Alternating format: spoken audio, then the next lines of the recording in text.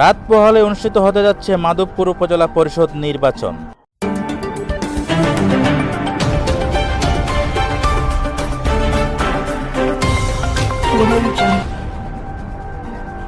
হবিগঞ্জের মাধবপুরে রাত পোহালে অনুষ্ঠিত হতে যাচ্ছে মাধবপুর উপজেলা পরিষদ নির্বাচন। মাধবপুর উপজেলায় মোট ভোটার রয়েছে 2,73,192 জন। চেয়ারম্যান পদে প্রতিদ্বন্দ্বী করছেন 3 জন, ভাইস চেয়ারম্যান পদে প্রতিদ্বন্দ্বী করছেন 6 জন, মহিলা ভাইস চেয়ারম্যান পদে প্রতিদ্বন্দ্বী করছেন 4 জন। আজ রাতে নির্বাচনী সরঞ্জাম পাঠিয়ে দেবে উপজেলা প্রশাসন। আপনার ভোট আপনি দিবেন, যাকে খুশি তাকে দিবেন, তারপরেও ভোট কেন্দ্রে যাবেন। ভোট হচ্ছে আপনার নৈতিক দায়িত্ব।